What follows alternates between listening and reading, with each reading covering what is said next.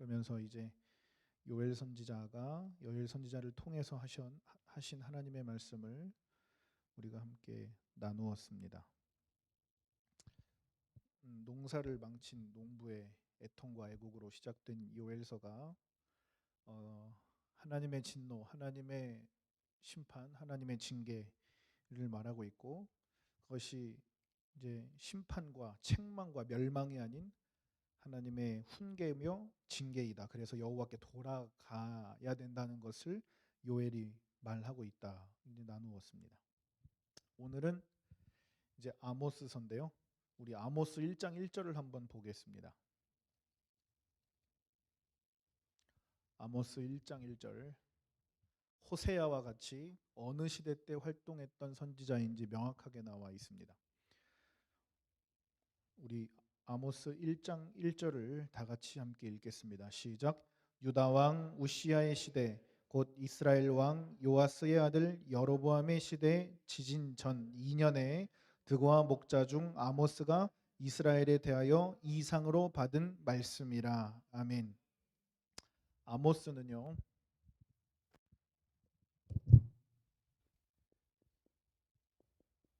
짐진자라는 뜻입니다. 무슨 짐을 지었을까요? 아모스는요, 우리 1장 1절에서 말하고 있는 것처럼 원래 예언자가 아니었습니다. 원래 예언자가 아니었어요. 이 당시에 예언자는 어떤 그룹이 있었냐면요, 엘리야가 지금 우리로 말하면 이제 신학대학이죠. 그런 선지자를 양육하고 훈련하는 어떤 집단을 만듭니다. 그래서 엘리야 이후에는 계속 그곳에서만 선지자가 배출돼요. 근데 오늘 본문 1장 1절을 보면 이 아모스는요, 그쪽 출신이 아니에요. 보면 지진 전 2년에 드고와 목자 중 아모스가. 그러면 아모스는 원래 뭐 한 사람이었습니까? 목자예요, 목자. 그 우리식으로 얘기하자면 평신도 사역자예요. 여러분들과 같은 평신도 사역자인데요. 근데 굉장히 특이한 점은 아모스는 드고와 사람이죠. 유다 사람이에요. 유다 사람인데 지금 누구에게 말씀을 전하냐면요, 1장 1절 보면 아모스가 이스라엘에 대하여 이상으로 받은 말씀이라. 유다에 사는 목동이었는데 이 사람이 지금 이스라엘로 파송을 받은 겁니다. 우리식으로 이야기하면 선교 나간 거예요. 근데 이게 이 사람이 일평생을 다해서 선교를 한 게 아닙니다. 하나님이 아모스야, 너 가서 이 말씀 선포하고 와. 그래서 예루살렘, 그러니까 이스라엘로 가서 이 말씀만 딱 전하고 다시 와요. 그러니까 이게 지금 유다의 목동이었던 아모스 집사님이 이스라엘 나라로 단기 선교 가신 거예요. 이해가 되셨죠? 그런데 우리가 이걸 통해서 알아야 될 두 가지가 있는데요. 왜 하나님은 이스라엘에게 말씀을 선포하실 거면서 이스라엘 사람도 아닌 유다, 우리나라 남북 관계라고 생각하시면 됩니다. 북한을 회복하시기 위해 남한에 있는 어떤 집사님을 하나님이 지금 보내시는 거예요. 왜 하필이면 남유다에 있는 사람이겠느냐? 그리고 선지자도 아니고 정통으로 교육을 받은 사람도 아닌 왜 그냥 다른 직업을 가진 사람을 하나님이 지금 파송하고 계시느냐? 이 두 가지 물음이 있는데요. 첫 번째는 이스라엘에게서는 선한 것이 나오지 않습니다. 이거 굉장히 뼈 아픈 말이에요. 이스라엘에서는 선한 것이 나오지 않습니다. 그럼 두 번째는 왜 정식적으로 신학 교육을 받고 뭐 이렇게 훈련을 받지 않는 사람을 하나님이 지금 왜 파송하고 계시는가? 그 사람의 어떠함이 아닌 하나님의 어떠하심을 말씀하고 계신다는 것입니다. 아모스가 잘나고 특별하고 이 사람이 위대하고 하나님의 말씀을 잘 분별하고 배웠기 때문이고 이 사람이 뭐 대단한 능력을 가지고 있어서가 아니라 그냥 하나님은 하나님의 말씀을 오늘도 선포하시는 거라는 거죠. 자, 그러면서 아모스를 통해 하나님이 말씀을 이어가시는데요. 첫 번째는 이제 1장 3절부터 이제 쭉 나오는데 이스라엘 주변국들에 대해서 계속 하나님이 뭐 이렇게 벌을 내리실 거라고 말을 합니다. 2장 3절까지는 이제 이스라엘 주변 나라들에 하나님이 뭐라고 말씀하시고, 그리고 2장 4절 5절에는 남유다에게 말씀하시고, 2장 6절부터 16절까지는 하나님이 북이스라엘에게 말씀하시는데요. 이런 거예요.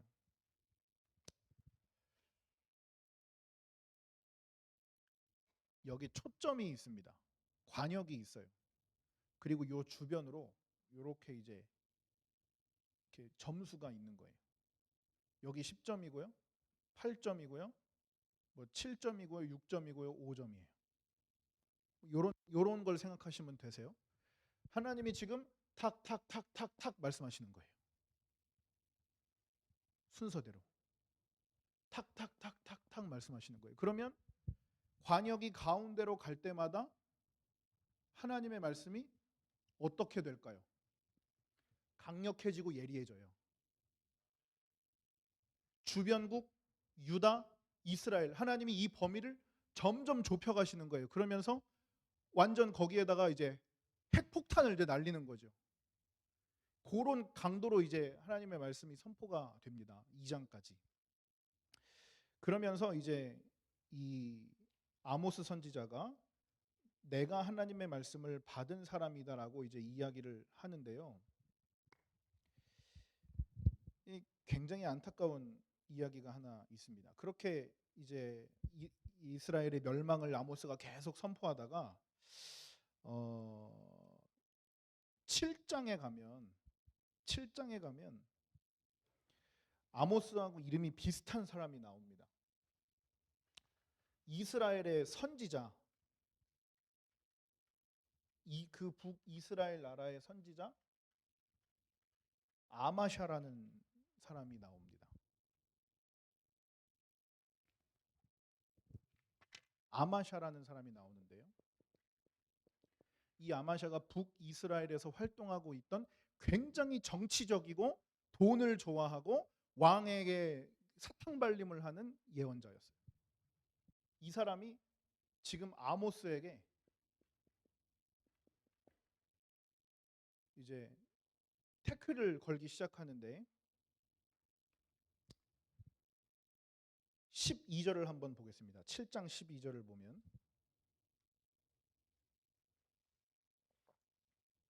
그 북이스라엘의 선지자 아마샤가 아모스에게 말하는 것이에요. 아마샤가 또 아모스에게 이르되 선견자야, 너는 유다 땅으로 도망하여 가서 거기에서나 떡을 먹으며 거기에서나 예언하고 다시는 베델에서 예언하지 말라. 이는 왕의 성소요 나라의 궁궐임이니라. 이게 무슨 말입니까? 니네 나라로 가라. 난 네가 말하는 거 싫다. 빨리 가. 그러니까 이게 우리식으로 표현을 하자면 이런 거예요. 이제 목사님들 사이에서는 안수 받은 연도가 굉장히 중요해요.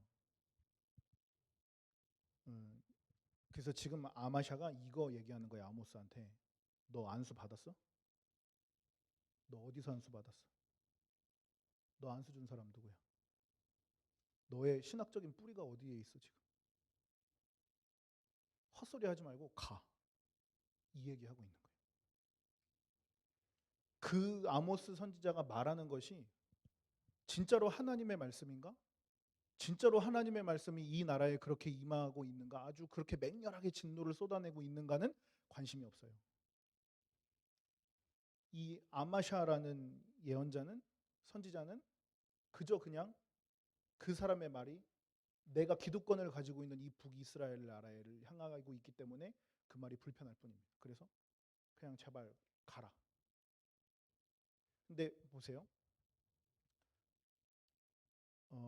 북이스라엘의 입장에서는 아마샤는 하나님의 기름 부음 받은 사자예요. 그런데 지금 하나님의 기름 부음 받은 사자가 하나님의 말씀이 선포되고 있는 그 가운데 그 하나님의 말씀을 피하고 있는 거예요.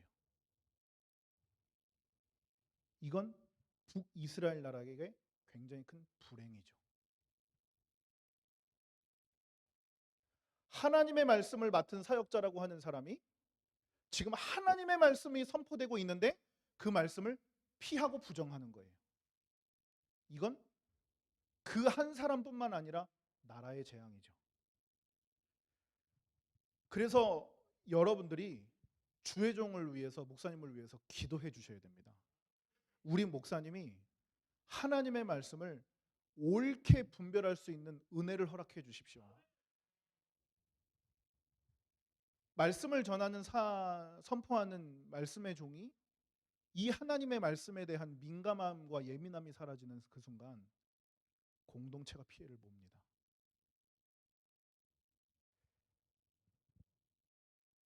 하나님은 이스라엘 이웃 나라에 벌을 내리시고요.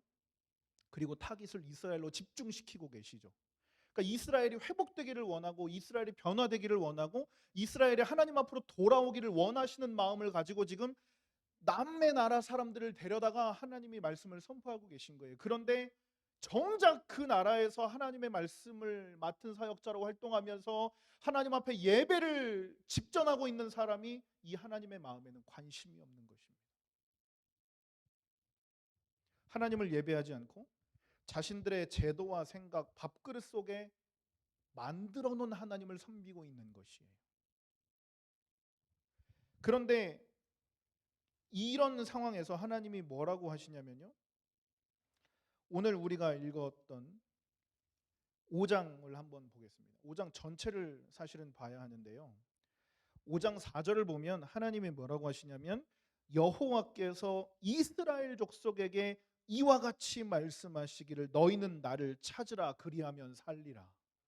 이러면서 하나님이 뭐라고 하시냐면요. 5절에 보면 베델로 가지 마. 베델이 어디냐면요. 하나님의 성소가 있는 곳이에요. 그리고 길갈로 들어가지 마. 길갈이 어디냐면요. 하나님의 성소가 있는 곳이에요. 그러면서 부엘세바로도 가지 마라. 베델, 길갈, 부엘세바는요.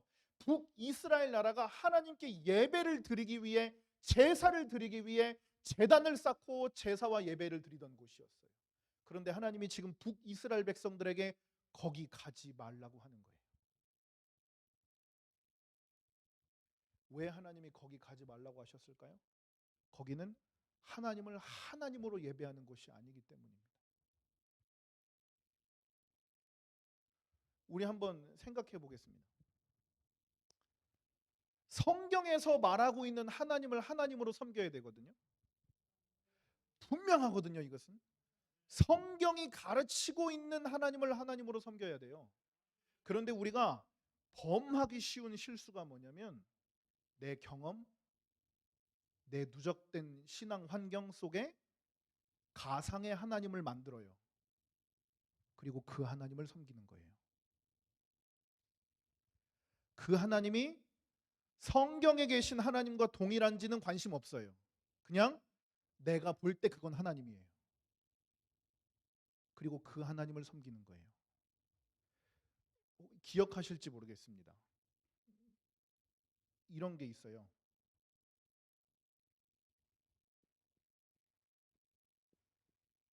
이거 혹시 학생들 아세요? 이거 뭔지? 이게 마술 상자거든요. 여기에 2를 넣으면 곱하기 2가 돼서 나오는 거예요. 그럼 4가 나오죠. 그럼 6을 넣으면 어떻게 될까요? 이게 수학 문제입니다. 초등학교 수학 문제예요. 우리는 하나님을 이렇게 보고 있지는 않냐는 거죠. 내가 10,000원 드리면 하나님 나한테 20,000원 주세요. 내가 10만 원 드리면 하나님 나한테 20만 원 주세요. 우리가 하나님을 이렇게 섬기고 있지는 않습니까? 이건 내 생각 속의 하나님이에요. 이건 성경이 말하는 하나님이 아니거든요. 그런데 우리가 신앙생활하면서 범하기 쉬운 실수들이 우리가 하나님을 이렇게 섬기고 있다는 것이. 오늘 아모스 선지자는 이걸 우상이라고 말하고 있습니다.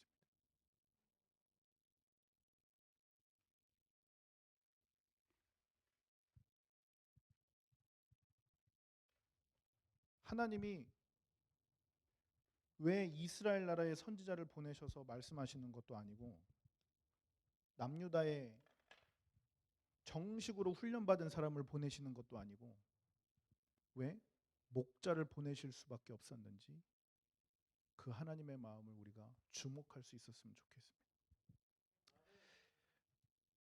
이 5장 6절을 한번 보겠습니다. 너희는 여호와를 찾으라. 그리하면 살리라. 그렇지 않으면 그가 불같이 요셉의 집에 임하여 멸하시리니 베델에서 그 불들을 끌 자가 없으리라. 베델이 중요하지 않다는 거예요. 길갈이 중요하지 않다는 거예요. 그 너희가 마음대로 섬기던 예배당, 너희가 마음대로 섬기던 그 제사 방법, 너희가 마음대로 섬기던 그 제단, 그거 중요하지 않아. 그거보다 하나님을 하나님으로 섬기는 그 너희의 태도가 중요하단다. 돌아와라. 그러니까 하나님은 지금 아모스 선지자를 통해서 그걸 말씀하고 계시는 겁니다. 그러면서 아모스 본문에 5가지 환상이 나옵니다. 아모스가 꿈을 꾸는데 5가지 환상을 봐요. 첫 번째는 메뚜기 떼가 뒤덮는 환상을 봅니다. 이거 제가 지난주에 설명드렸죠. 메뚜기 떼가 어떤 것인지. 두 번째는 불이 쏟아져요. 불이 쏟아지는데 안 꺼져요. 불이 안 꺼져요. 불이 안 꺼지면 어떻게 되죠?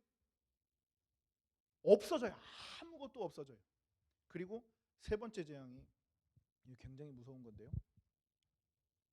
하나님이 아모스에게 다림줄을 주십니다. 다림줄이 뭐냐면요. 우리 이거 지을 때 보셨죠? 이 줄 밑에 요만한 추가 있어요. 다림줄을 쭉 내리면 이게 정확히 수직이에요. 이걸 재는 거예요. 그래서 벽이 이렇게 서 있는데 다림줄을 대보니까 벽이 삐뚤어요. 벽 무너뜨려. 근데 이 벽이 어느 벽이냐면요. 베델의 성소예요. 베델의 성소 벽이 하나님 보시기에 삐뚤어요. 무너뜨려. 이거 굉장히 맹렬한 진노죠. 그리고 이제 네 번째 환상이 뭐냐면 하나님이 바구니 한가득 여름 과일을 풍성하게 담아다가 아모스에게 딱 보여주십니다. 이게 뭐냐? 과일입니다. 라고 말하는데 이 과일입니다라는 말이 이제 이의어예요. 예를 들면 이거죠. 제가 이 손에 사과를 들고 있어요. 사과를 들고 제가 이제 철이한테 물었어요. 철이야, 너 나한테 해야 될 게 뭐야? 너 나한테 해야 될 게 뭐야? 라고 물어보는 거예요. 그럼 철이가 뭐라고 대답할까요? 제 손에 사과가 있다고 생각해 보세요. 철이한테 철이야, 너 나한테 해야 될 게 뭐야? 그러면 철이가 뭐라고 대답할까요? 사과요라고 대답하겠죠. 거기서 말하는 사과는 이 사과인가요? 쏘리의 사과인가요? 쏘리죠. 이거예요. 하나님이 지금 말하는 여름 과일이요. 이게 뭐냐? 여름 과일입니다라고 말하는데 여름 과일과 똑같은 음을 가진 말이 뭐냐면 끝이에요. 이게 뭐냐? 그러니까 아모스가 지금 말하는 거죠. 끝입니다. 맞아. 내가 이스라엘을 끝낼 거야.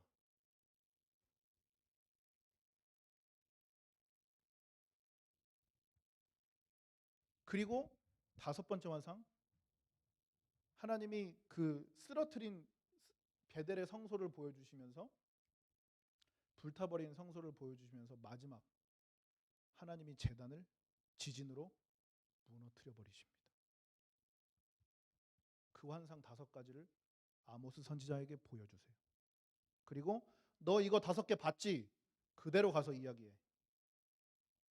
이스라엘에게 하나도 빼놓지 말고 그대로 이야기해. 아모스가 갑니다. 이 5가지 환상을 말합니다. 그런데 이 5가지 환상을 말하기도 전에 제가 아까 말씀드렸던 아마샤 선지자가 와서 너 가. 빨리 가. 이렇게 나오는 거예요. 그럼 아모스가 갔을까요? 끝까지 말했을까요? 갔으면 안 써졌겠죠, 이게.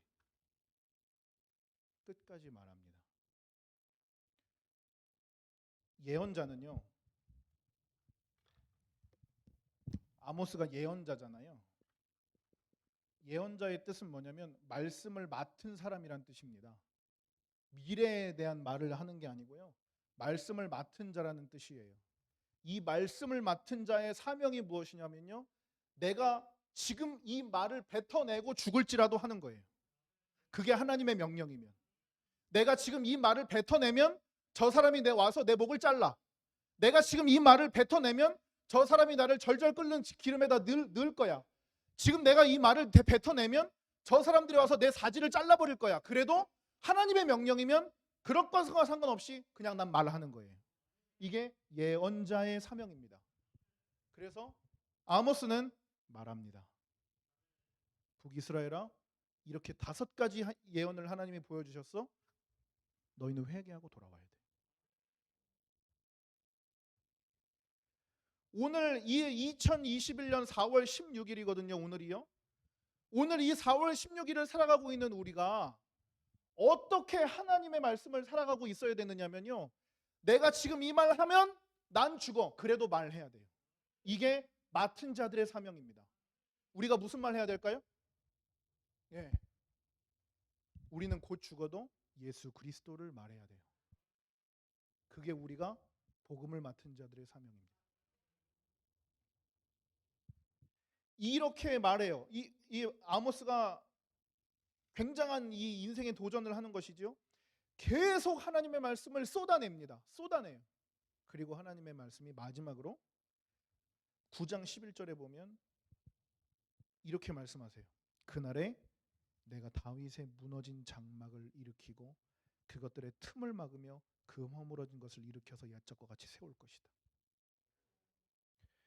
너희가 이 맹렬한 진노를 듣고 돌아와라. 돌아오면, 그래서 여호와를 바로 섬기면 내가 그 무너진 제단, 그 무너진 다윗의 장막을 내가 이 땅에 다시 세울 거야.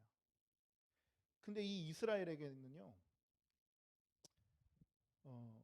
이 베델이라는 곳이 어떤 곳이냐면 야곱이 자기 형을 속이잖아요. 자기 형을 속이고 아버지를 속이고 복을 받아서 이제 외삼촌 라반의 집으로 도망가죠. 도망가다가 이 베델이란 곳에 이르러서 돌을 베고 자요. 근데 꿈에서 하늘에서 사다리가 내려와 가지고 하나님의 천사들이 오르락내리락 하니까 내가 이곳이 하나님의 집임을 내가 알았습니다. 하나님이 나와 함께 계심을 알았습니다. 그러면서 그곳에 제단을 쌓고 그곳을 벳엘, 하나님의 집이라고 고백해요. 그곳이 베델이거든요. 그러니까 옛적부터 조상 때부터 우리의 조상 아브라함 때부터 하나님을 섬겨왔던 곳이 그 베델인데요. 이 베델이라는 곳에서 이스라엘은 지금 어떤 죄를 짓고 있냐면 야곱이 만났던 그 하나님이 아니라 내가 만들어낸 가상의 신 하나님을 섬기고 있는 것입니다. 우리 한번 볼까요? 우리 1800년 후반에 선교사님들을 통해서 우리에게 복음이 떨어졌습니다. 그리고 그 성경에 계신 여호와 하나님은 이 민족을 축복하셨어요. 그러면 오늘 우리가 믿고 있는 그 하나님은 그 하나님이 맞나요? 오늘 내가 믿고 있는 그 하나님은 그 하나님이 맞나요? 예. 아모스는 그 복음의 본질로 돌아오라고 말씀하고 있는 겁니다. 오늘 우리가 찬양으로 고백했던 것처럼 여호와께 돌아가자. 우린 멀어져도 그는 변치 않네. 하나님은 변함없이 그 베델에 계신 거예요. 하나님은 변함없이 그 베델에서 이스라엘이 온전히 회복하기를 기다리고 계신 거예요. 그런데 굉장히 아이러니한 게요. 이 아마샤가 있었던 이스라엘은 어떤 상황이었는가?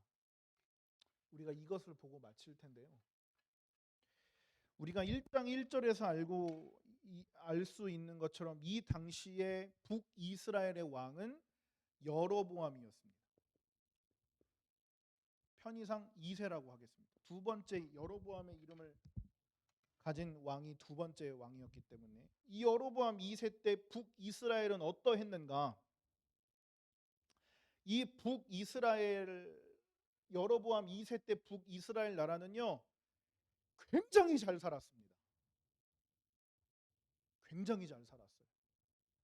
농사도 연거푸 10년이 잘 됐고요. 그래서 막 나라의 곡창이 꽉꽉 차 있을 때였고요.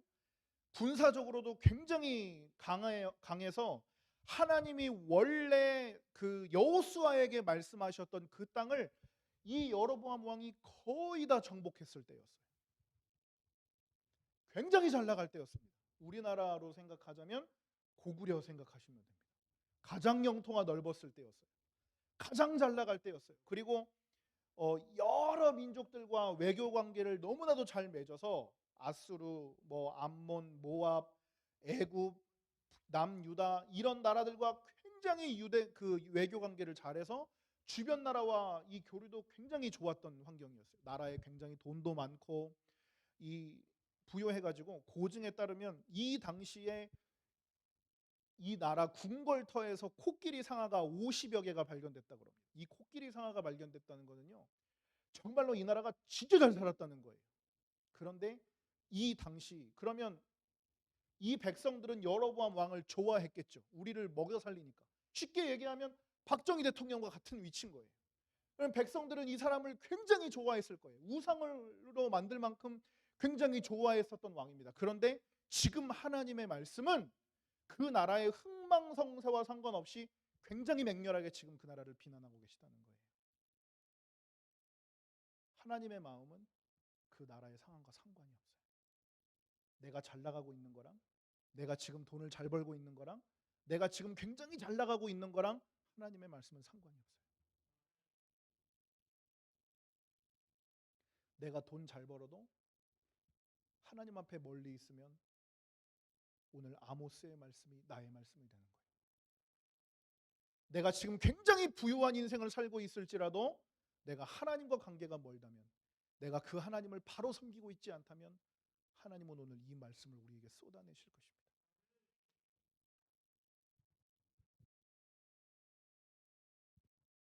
이 진노의 말씀을 통해, 이 아모스의 말씀을 통해 이스라엘은 돌아왔어야 했습니다. 그러나 이스라엘은 돌아오지 않았습니다. 아모스가 활동했던 시대는 BC 8세기였습니다. BC 8세기면 700년에서 800년 사이를 이제 이야기하는데요. 이 8세기 초반에 아모스가 활동했는데 하나님의 말씀을 듣지 않아서 북이스라엘이 어떻게 됐냐면요, BC 722년에 나라가 망해요.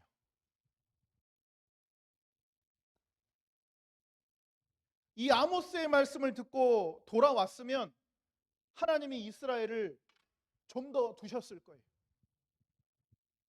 그런데 이 맹렬한 진노를 쏟아붓는 하나님의 말씀을 듣고도 북이스라엘이 돌아오지 않아요.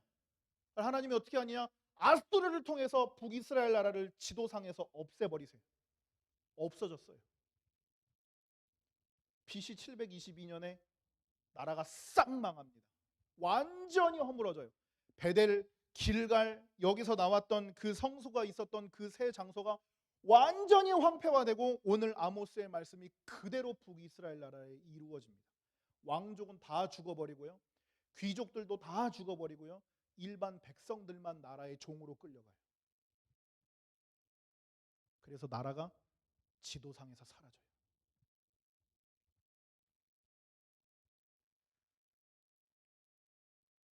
우리 입장에서 생각해 보겠습니다. 북이스라엘 백성들이 아모스의 말씀을 듣고 어떤 생각을 했을까요? 저거 이단이야. 저거 정식으로 훈련받지도 않은 사람이야. 아마샤가 그렇게 비판했다니까요. 저 사람은 하나님의 말씀을 정식으로 교육받은 사람도 아니야. 저거 이단이야. 그 말 듣지 않았어요. 그게 하나님의 말씀인지 분별하려고 하지 않았어요. 분별하지 않았더니 나라가 망했습니다.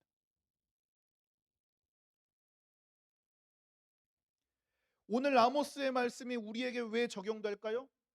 내가 그렇게 하나님 섬기고 있었는지 우리가 한번 나를 돌아보자는 것이지. 내가 정말로 말씀에 적혀있는, 이 성경에 적혀있는 하나님을 하나님으로 섬기고 있느냐?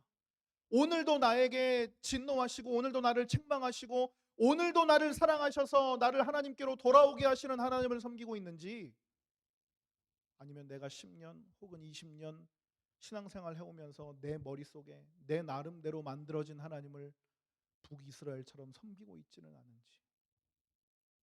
그래서 하나님이 나를 향해서 뭐라고 말씀하시는데 그 말씀을 내가 분별할 생각도 하고 있지는 않은지. 신앙생활 하다 보면 쉽게 말해서 머리가 큰다고 하죠. 그러다 보면 어떤 태도가 나에게 생기냐면요, 하나님의 말씀을 골라들어요. 골라들어요. 저 설교는 뭔가 좀 적합하지 않은 것 같아. 저 설교는 오늘 나에게 하시는 말씀이 아닌 것 같아. 그렇지. 저런 결론이 나와야 저게 하나님의 말씀이지. 우리가 이렇게 하나님의 말씀을 취사 선택해요. 그러면서 내 마음에 드는 하나님을 만들어요. 우리가 이렇게 신앙생활을 하고 있지는 않은지 저와 오늘 여러분 돌아보시기를 소망합니다. 그래서 아모스에서 말씀이 오늘 우리에게 적용되어서 우리가 여호와께 돌아간다면, 우리가 방금 고백했던 것처럼 우리가 하나님께로 돌아간다면 하나님이 우리를 회복하시고 하나님이 우리를 살리시고 하나님이 우리 나라와 이 교회를 회복시키실 거라는 은혜가 있기를 소망합니다. 제가 새벽 예배 드리면서 느끼는 게 뭐냐면요, 이제 찬송가에 보면 십자군 전쟁 때 썼던 찬송가들이 굉장히 많이 있어요. 이제 그 찬송가들을 우리나라 독립군가로 많이 썼거든요. 우리들이 싸울 것은 육체 아니요, 이런 것도 다 원래 우리의 조상들이었던 독립군의 군가였어요. 그분들은 우리나라가 처음 기틀을 다질 때 굉장히 말씀으로 시작한 나라거든요. 이건 우리가 부인할 수가 없어요. 1대 대통령이 이제 대통령으로 취임을 할 때 자기 어머니가 썼던 성경책에다가 손을 얹고 나라 국민들 앞에서 선서를 했습니다. 내가 하나님의 말씀대로 이 나라를 다스리겠습니다. 내가 하나님의 말씀대로 이 나라를 통치하겠습니다. 하나님 내게 지혜를 주세요. 라고 말씀에 손을 얹고 시작했던 나라였습니다. 그래서 우리나라가 시작할 때 1948년에 시작할 때 정말로 우리나라에는 이 하나님이 복 주셨던 흔적들이 수많도록 남아 있었어요. 그 당시 국회의장도 장로님이었고요. 그때 대법원장도 장로님이었고요. 이승만 대통령도 장로님이었어요. 이 세 분들이 삼권이 하나님의 말씀에 의거해서 철저하게 분립돼서 하나님의 말씀과 하나님의 통치 질서 아래로 이 나라가 운영되던 나라였습니다. 그런데 어느샌가 나라가 달라졌어요.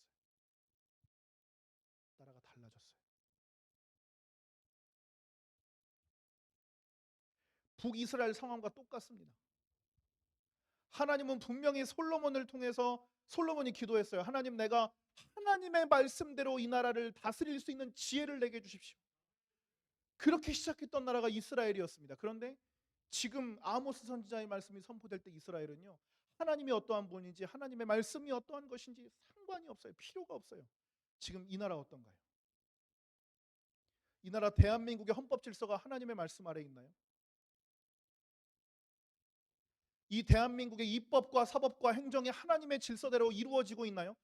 이 나라 대통령이, 대법관이, 국회의장이 하나님을 두려워하나요? 국회의원들이 하나님을 두려워하나요? 우리나라가 북이스라엘과 다르지 않아요.